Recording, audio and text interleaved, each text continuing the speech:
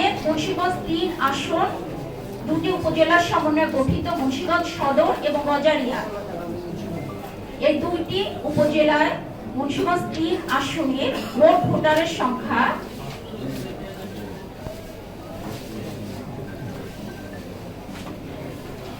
৫,০৯,৪৬৭। এখানে postal vote সহ মোট ভোট কেন্দ্রের সংখ্যা ১৭০।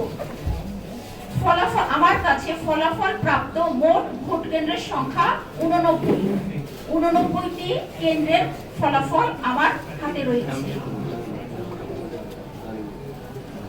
এটা হচ্ছে মুন্সিগঞ্জ ৩ আসনের ১৭০টি সেন্টারের মধ্যে ৮৯টি সেন্টারের বেসরকারি প্রাথমিক ফলাফল।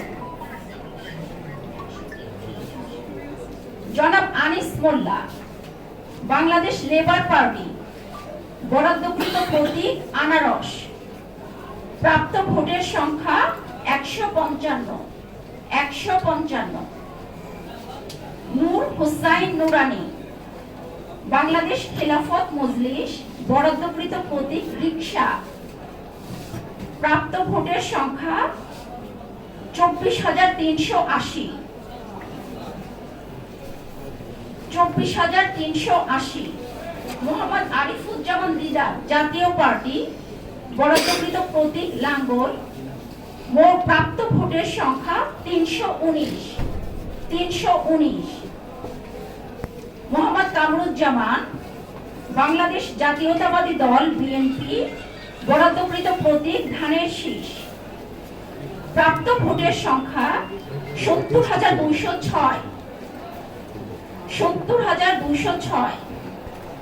মোহাম্মদ মহিউদ্দিন, উনি স্বতন্ত্র প্রার্থী, বরাদ্দকৃত প্রতীক ফুটবল, প্রাপ্ত ভোটের সংখ্যা ৪২,৬৮২।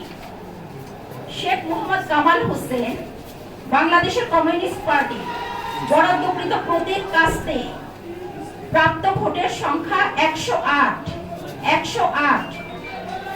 শেখ মোহাম্মদ শিমুল, বাংলাদেশের বিপ্লবী ওয়ার্কার্স পার্টি, বরাদ্দকৃত প্রতীক কোদা, প্রাপ্ত ভোটের সংখ্যা ৬৩।